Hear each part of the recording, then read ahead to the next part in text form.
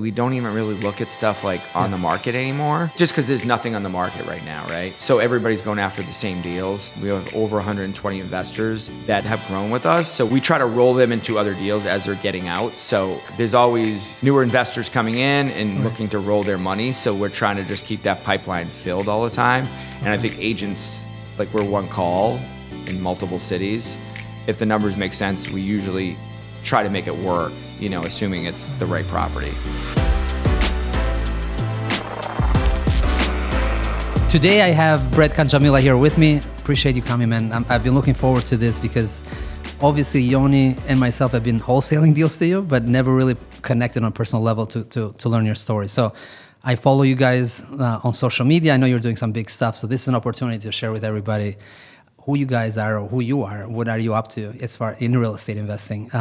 Maybe we start though, Brett, with a little bit of background on you, and then we'll talk about deals you are up to now, the team. We'll talk about the market itself. We'll go from there.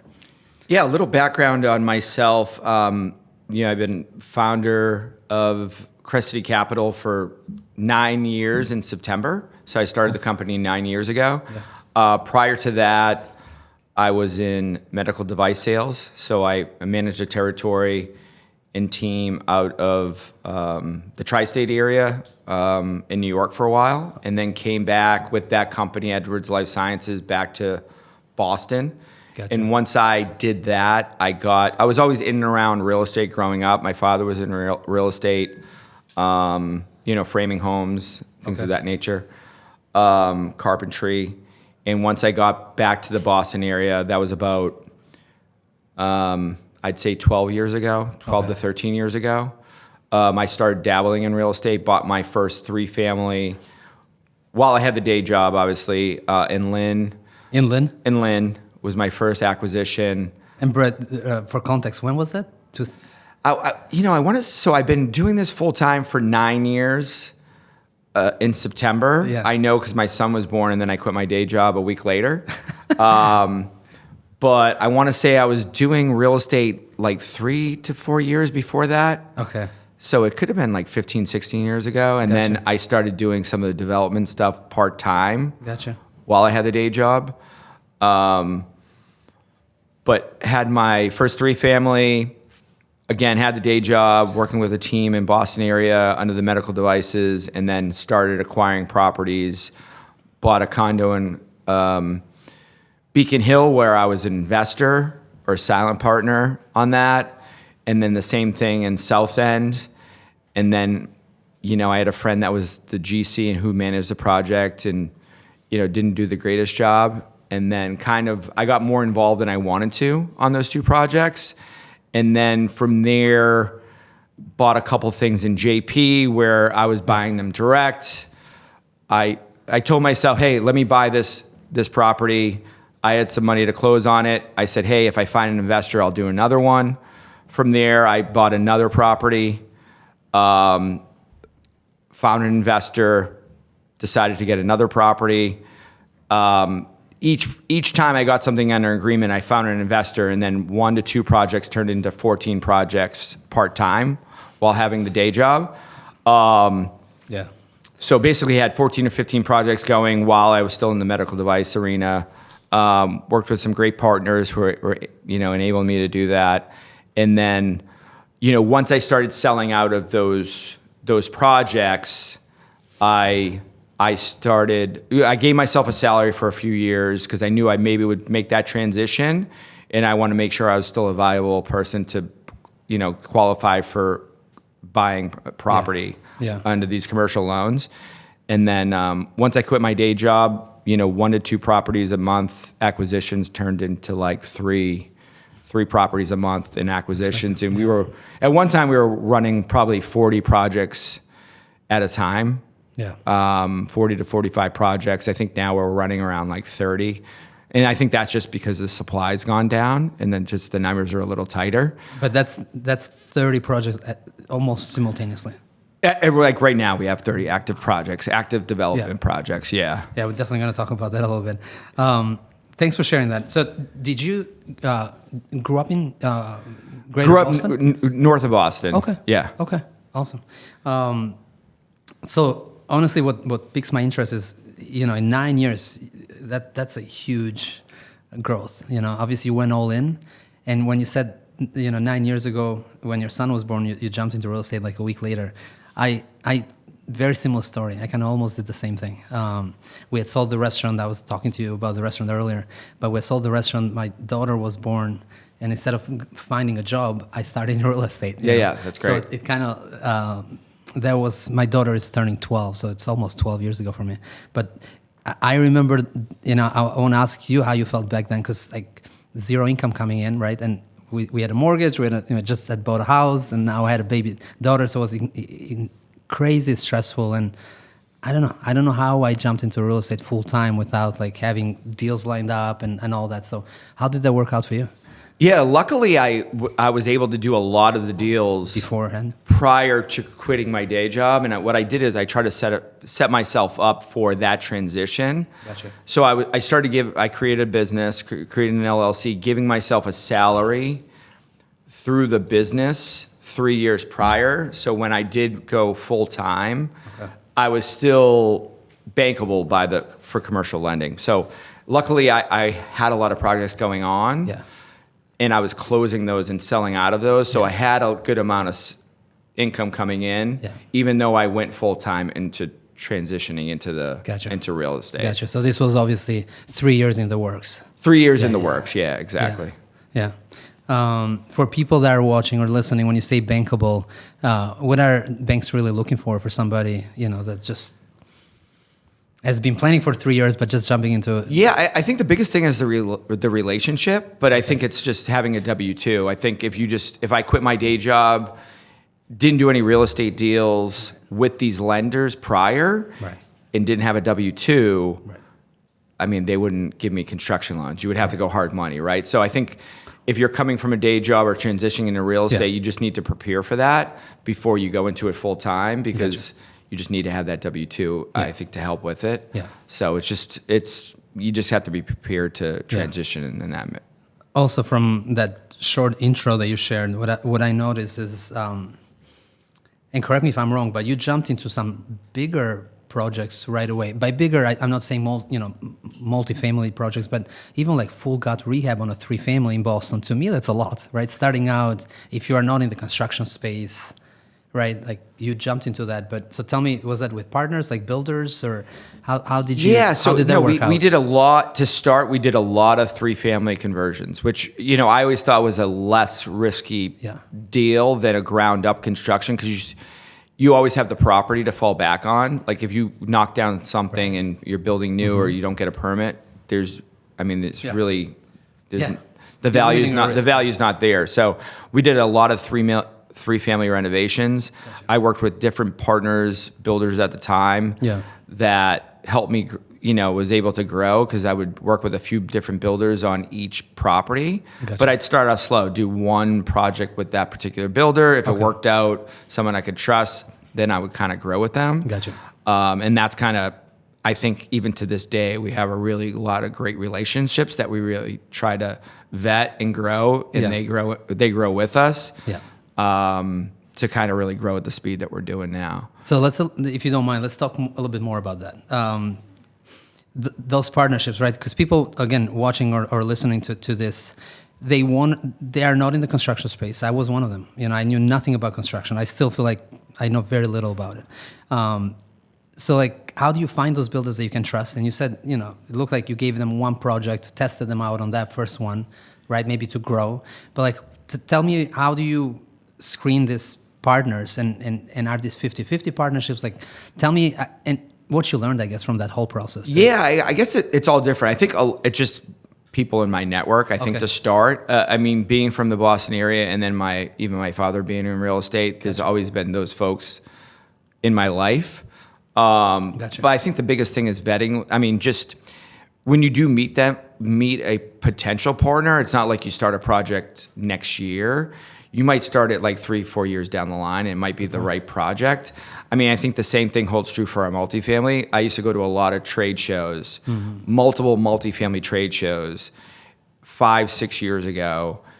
even maybe prior to that. And just like the last year, we've worked with someone and done a deal with them. So it's, you see the same people at these multifamily trade shows, you get relationships with them, and you look to build a trust with them, and then something down the line might happen. But I think in terms of vetting different building partners, you just got to kind of see what they're doing, how quickly they're building them.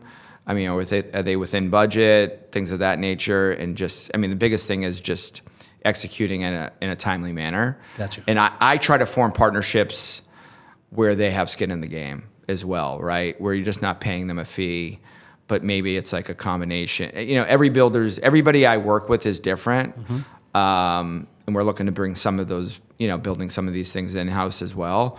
But every partnership's depending on the partner. You just need to structure it differently. So it's not necessarily a 50-50 partnership. Doesn't have to be. No, it's all different combinations of partnerships. Yeah. Gotcha. Okay. Any lessons learned there? Just again from these partnerships. Yeah, I would say lessons learned is, you know, I've worked with different partners where maybe I've done multiple projects with them to start, where maybe you start with one project rather than multiple. Gotcha. And I've kind of jumped into projects where 2 or 3, you know, to start with a particular, you know, partner where I think things still worked out, but maybe not executing at the pace that we needed to happen. Gotcha. And in a stagnant market or a slower market, that could have maybe hurt us, but it was in a market where, you know, things were appreciating and going pretty well, and I think we still would have done fine. But it just you need to hit your timelines and biggest thing is hitting budgets, right? Yeah, 100%. Is that still, Brent, how you structure it today? Like with some of the new construction, single family homes, and it's kind of same idea, still bringing a GC into some type of partnership? Yeah, no, for sure. Okay. Yeah. Gotcha. Cool. Okay. Tell me what type of deals are you involved right now? Like what are you guys doing? I see a bunch obviously on your social media page. So I've seen the local Wellesley and Needham new construction homes. Definitely want to talk about the Boston, the Beacon Hill home, right? Because that set a record in Boston, so that's huge. But what else are you guys involved in? Yeah, I think we've shifted a lot since COVID. We shifted a lot more of our capital to the suburbs. I mean, that's just where the money was going and the demand was going. Okay. But I mean, we range everything from 31 units ground up in Dorchester to single family homes in Wellesley and kind of everything in between. We've done a ton of 9-unit buildings in Eastie. 6-unit renovations, but I mean, I feel like locally it's like everything up to 31 units, at least that we've done so far, ground up. And then we're just doing a lot more single families in the burbs. Wellesley, Needham, Newton. But we've done, you know, Somerville, Cambridge, you name it.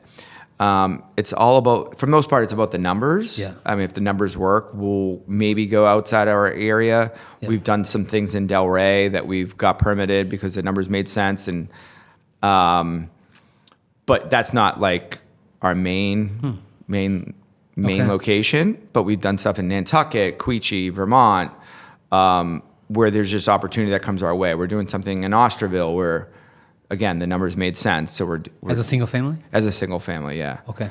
But, you know, our main focus is in the Metro West into Boston area. Okay. So obviously that's close to you, the office, right? So does the distance play a role or not? It's more about like you guys know this market. I mean, distance definitely plays a role.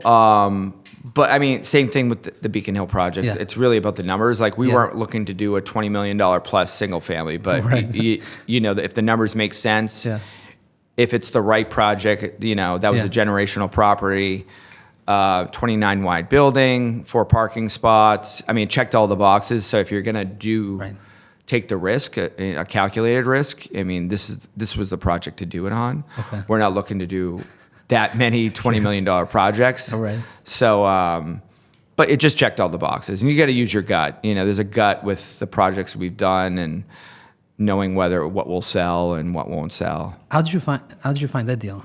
Just off-market deal. Will Natoli, one of the agents I work with. You know, he's stationed in Beacon Hill. He lives in Beacon Hill, and just it came to us off-market. Gotcha. Yeah. So something like that. So it looks like it's a funnel. You bring a ton of leads in, you're underwriting a lot of them, and some of them make sense, I guess, right? When you say the numbers work, some of them you can see the ROI, it's there, right? And then you submit an offer, raise the capital, come up with a plan, execute on it. Exactly. Okay. Deals are tighter now. Things are tougher to make them work. Yeah. But you do your shorthand numbers, and then Okay. as deals get tighter, you just have to run it into the pro forma and see. Okay. See How what many makes deals sense. are you guys looking on a weekly basis or monthly basis? Yeah, good question. Yeah, I just mean, curious. Like, we probably looked at like 5 or 6 just today. yeah. But it's just, I feel like it's seasonal sometimes as Okay. well. We have to be looking at least Yeah. 20 deals a week. Yeah. Maybe. Do you mind sharing? Is there a quick way to be like, hey, these 6 deals, I'm gonna spend time on this too? Because is there a back on the For me, for envelope, development, yeah. I've always done a very shorthanded Okay. way, like sellout minus, a certain percentage, 15% minus construction cost, minus potential acquisition, and then back into what I need for equity. Okay. That was for me. There was a time when I was buying, like I wasn't really, I wouldn't even run things through a pro forma. Right. I have a lot more people in the office now, so we put things through a pro forma, but we don't, for development, I don't necessarily need to put it through a pro forma, especially if it's a year project. You buy something for $2 million.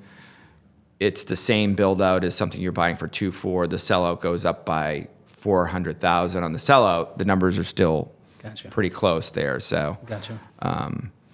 But yeah, I can do a lot of that shorthand. Okay.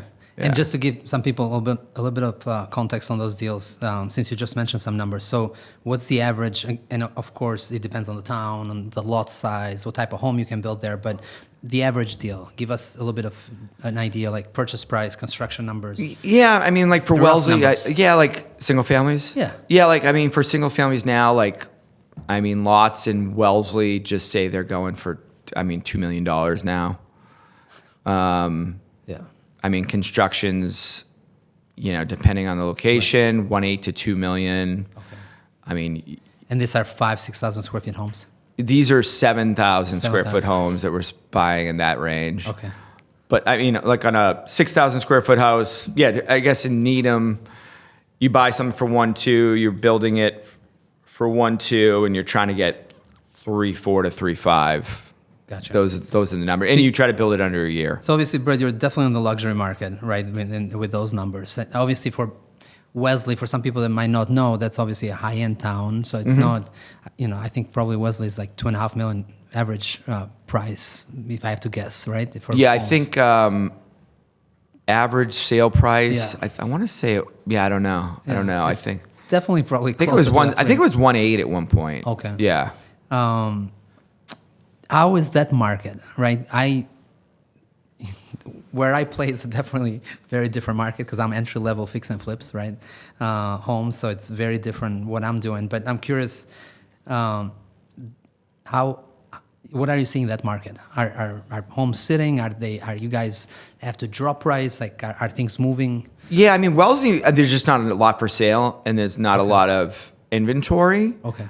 But I think like places like Needham, there's just more. There is becoming more inventory because I think there's just more homes for sale in the same price point.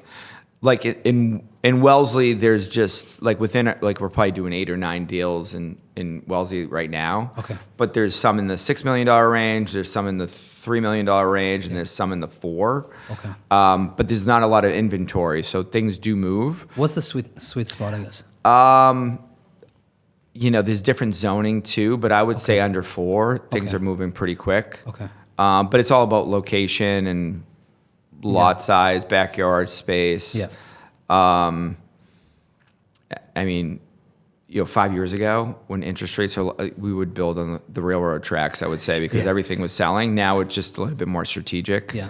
It's got to kind of check all the boxes. And the deals are tighter. I think there's a lot of builders buying properties, driving those numbers up, and just kind of keeping their guys busy. So, just tougher to find properties. For sure. You mentioned 15% earlier. Is that what you guys are looking for as far as a return, or that was just maybe I miss? No. I think if we're buying $1 million property and we need about $400,000 worth of equity. Yeah. We try to, that's ideal on a year project, try to make 400 on a property like that. That's just the cash on cash return. Is one of the metrics that we use. What would that be like? So cash on cash at what percent? Just I was trying to follow those numbers. Oh no, that's 100% cash on cash. So if we need say if I need $1 million, say if I need $500,000 on a $1.2 million acquisition, I want to make $500,000 on a year. Okay. I mean, sometimes you have to, assume a lot of things on sellout and market going up to make those work now. But that's like the main metrics that we would use. Gotcha. Okay.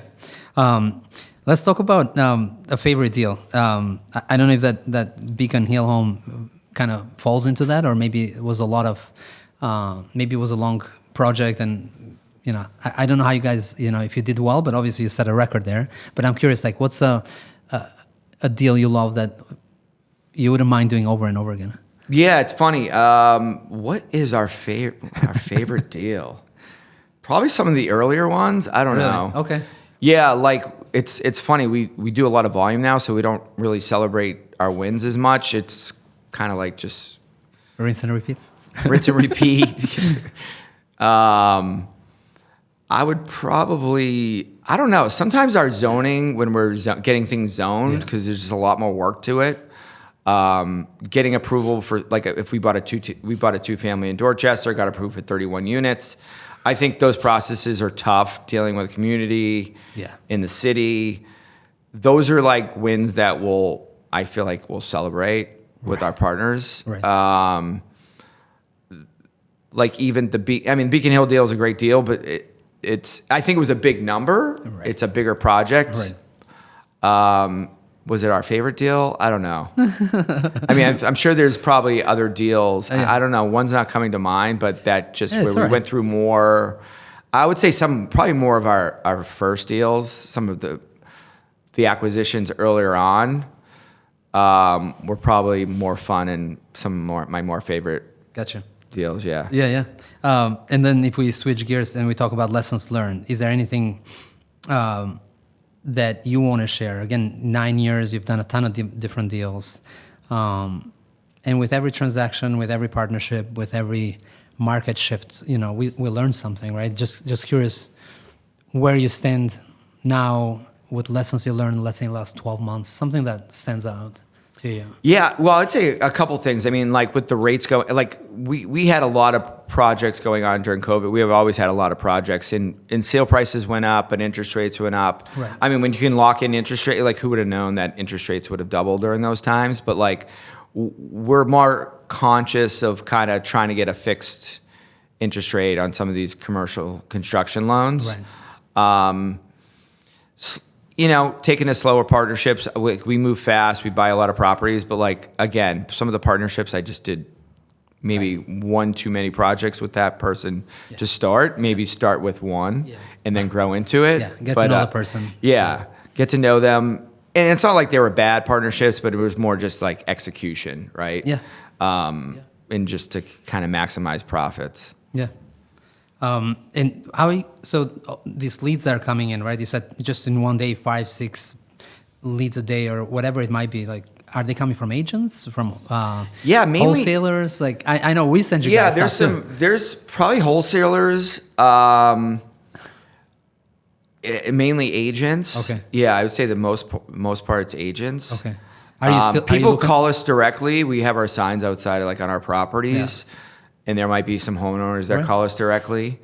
But I'd say the majority of agents, we don't even really look at stuff like on the market anymore. Yeah. Like some of the agents will send us stuff on the market and we'll bid on it. But I just feel like they don't pencil anymore just because there's nothing on the market right now, right? Right. So everybody's going after the same deals. So I think one of the reasons agents like to work with us is we don't really get too tied up on we do a decent amount of volume. We're rolling a lot of our, whether it's our own money or other investors. We've grown that. We have over 120 investors that have always have grown with us. So we try to roll them into other deals as they're getting out. So in terms of, there's always newer investors coming in and looking to roll their money. So we're trying to just keep that pipeline filled all the time. And I think agents, like we're one call in multiple cities. If the numbers make sense, we usually try to make it work, assuming it's the right property. Gotcha. So you mentioned investors. So let's actually chat about that a little bit. Because 120 investors, obviously, that's a lot of people, right? And I'm sure it took 9 years to get there. Build the trust, credibility. Provide those consistent returns. But are they equity partners in these deals, or are they just fixed interest that you're paying them? I'm everybody's different. Okay. There might be some guys that are fixed interest at like a 12% or something like that. Okay. But a lot of equity partners. Okay. What I found is a lot of investors rather be an equity partner and share in the upside downside than just get a fixed 12. Okay. Just throughout the years, that's what they always want the bigger returns. Yeah. So this is a selfish question actually, because I have probably less than 20 investors I work with, but they're all at a fixed interest. And a few of them have pushed to actually get involved into these equity deals. So I honestly don't know how to structure them. Again, we're not doing the million or multi-million-dollar projects. Ours are small fix and flips, right? And we're in and out in 6 months. That's the goal. Purchase price $400, spend $100 for renovations. You exit at $775 or something. So very different numbers than the one you shared. But how do you structure an equity deal? And again, I'm not the only one wondering this. Somebody wants to invest in a deal. Just again, we don't have to go into granular details, but just overall, how would you structure it? Yeah, you put together an operating agreement. They're invested, X number of dollars. Their percent ownership of the property, and then there's like a percent profit. We put together like a percent profit based off our expected profit on the project. Gotcha. Right, and then there's a target where we're trying to get them a return on their investment. Gotcha. But instead of 12%, they might end up, if the project does really well, they might end up at 20 or over. Yeah, right? Exactly. Gotcha. Yeah. But if, might end up being 5%, right? So they're taking also some risk there.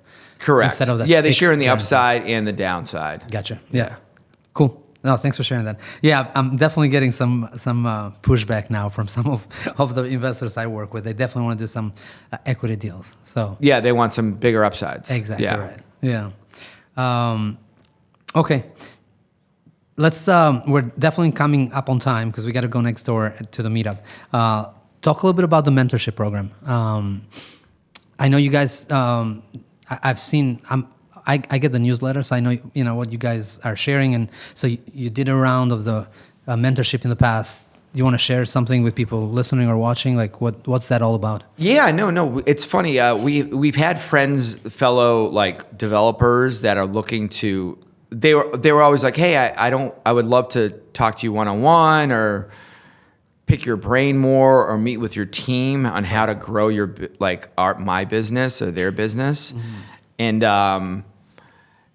and they were like, hey, I'll pay you. But I didn't have something structured, and I wanted to put something. I'm a process person, so I have process maps for everything on everything from reading an email to getting a property under agreement, the steps to take. We have email templates. Everything is process map oriented, and that comes from my sales background. So I just said, let's put something together so it's more structured and really they get, better return on their investment. So that's what we did. We put something together. Roy, who kind of leads the mentorship program, he actually worked with me at the medical device company that I worked at. So we would put on, we would train hundreds of, we would be going through new sales rollouts every year at our annual sales meetings. And a lot of times there's process maps and, on the sales process and new technologies that came out in the medical field. So we're very accustomed to a process map on how to train and, how for people to grow their business, their sales business. So that's what we did. We just put together this program and figured if we're going to do it, let's do it right. And then, that's where we're at now and just trying to get more people involved. And just to, What the great part about it is we pass on a lot of deals Right. that might be, not necessarily might be a little smaller and Right. because we do a lot of volume, so we have to pick and choose maybe some of the bigger deals. But we pass on a good amount of deals that, people that are in our mentorship program, we just forward along. And not just for deals, but like they don't need to recreate operating agreements, right? We've spent the 10 grand to draft an operating agreement that they can have that template. So there's so many resources, not just the structure of like who to contact, how to build the team, and how to grow your business, but like just resources in general. Gotcha. And if somebody wanted to reach out and ask more questions, how do they do that? Good question. Connect them with Roy. Yeah, connect them with Roy. Info, I think it's on the slide, one of the slides we have. Okay. But you can reach out via Instagram or Facebook or At Crest City. yeah, Crest City, CrestCityCapital.com. Yeah, Gotcha. or CrestCityCapital.com, even the website. One thing I missed that I definitely was thinking about it a lot before us having this conversation is even for myself, right, being in the fix and flip world, I've wanted to transition into some new constructions, and we tried that. We did in Dorchester we did a three unit ground up, and then in Roxbury we did a 4-unit ground up. But I've never built a single family home. I'm always kind of hesitant because of the long timelines for like permits and building timelines. What would you recommend to somebody that's again in the fix and flip world and wants to transition into new construction? Any advice at all? Buy at a low price, right? Because you're going to be learning a lot on those first. I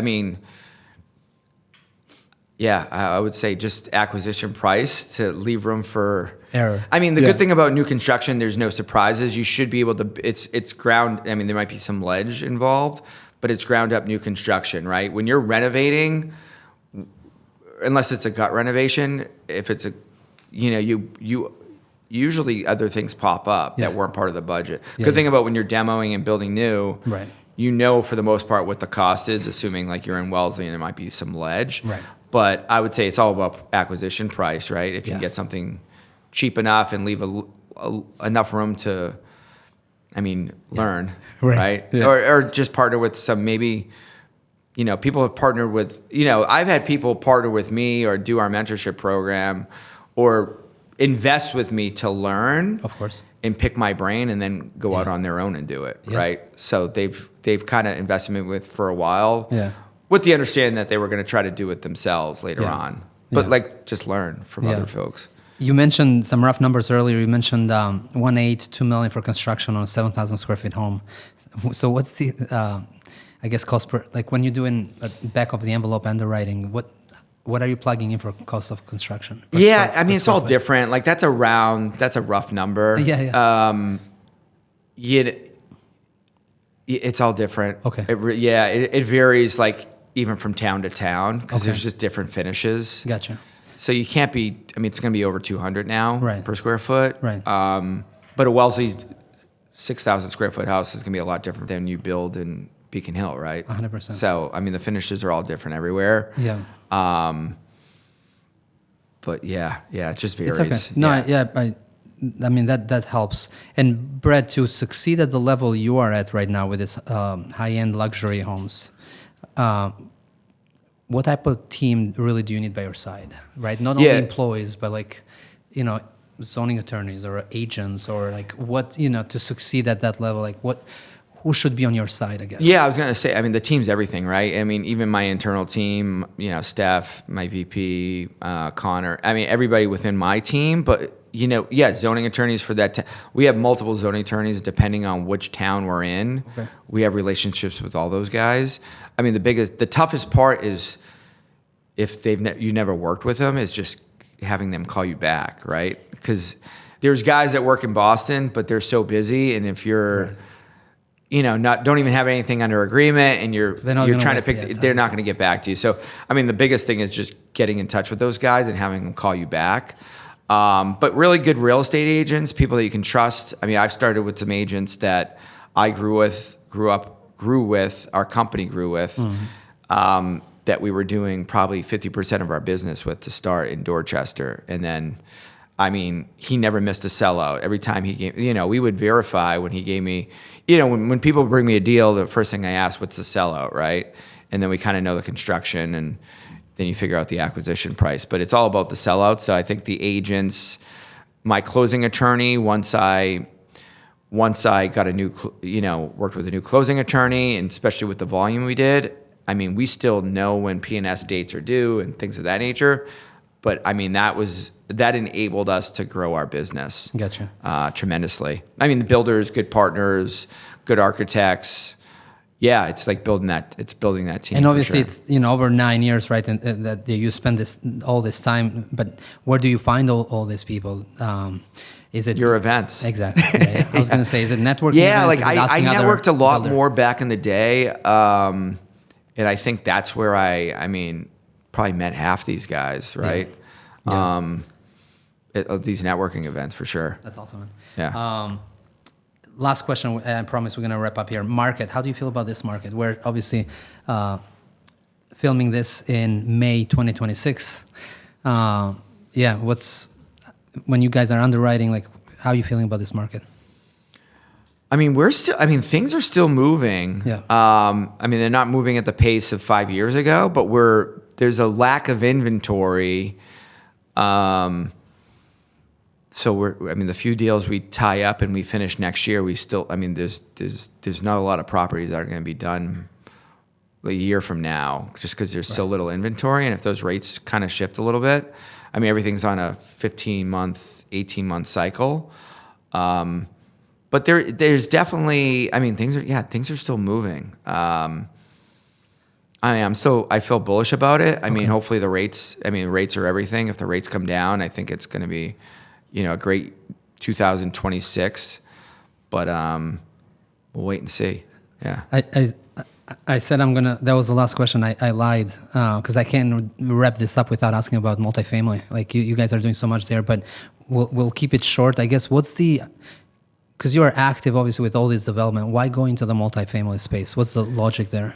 Yeah, I think there's a couple things. So with my investors, there's a lot of investors that are making big returns, and with the real estate development, there's not, it's regular income that they're claiming, and where they can. And a lot of the investors are my age, right? They're looking for more residual income, maybe paid out quarterly. But it's funny, those multifamilies are just as much work, just bigger numbers as some of the development deals. Yeah. So even that Beacon Hill project, they're just bigger numbers. Yeah. And same thing with the multis. They're just bigger numbers, but almost like similar amount of work for bigger numbers. Okay. So since the theme has been the Beacon Hill home, let's wrap up with that. So that was what, $22 million of exit? $22 million, yeah. So the agent, did they actually got their sellout correct? Or yeah, they were in the range. Okay. Yeah, they were in the range. Yeah, we figured anywhere from, I forget price per square foot, but yeah, that was like on the high end, it was like 23.7. I think 22. We got it under agreement prior. We didn't have to do really much custom. That's cool. Anything for that project. So it was actually, I think, the third person I showed it to. Maybe there was 3 people that came through, and the third person. We knew he was our buyer. He came through a couple of times, and then he was like looking at a couple of the things, but we kind of knew that he was going to come back around. How long did that project take? A little over 2 years. We had it under agreement. I put that under agreement, I want to say in like March or something, with a long close in September with not a huge deposit. It was just like what I felt comfortable with at the time. Yeah. And we gave them close to what they were looking for. And that's cool. The fact that we hit the ground running was great. Because with the permits, because there's just a lot to go. There's a lot that goes into it with historical in Boston. Homes. So yeah. No, excited for you guys. Congrats on that. That's a huge win. Let's make sure people know where to reach out to you, Brett. I know you're not personally active on, but the business is. So is Instagram the best way to connect? Yeah, or just go through our website, Crest City Capital. or through Instagram. Just send us a message. Yeah, that's At Crest City Capital. And the website is CrestCityCapital.com. Perfect. Awesome. Yeah, I just want to give people an opportunity to connect with you guys offline. Awesome, man. Thank you. We got to go next door and start that meetup events. To everybody following and watching, thank you for doing that. And come to our meetup event so you can meet guest speakers like Brett. Thanks, man. This was fun. Awesome. Appreciate it. Thank you, sir. Thanks, man. Appreciate it.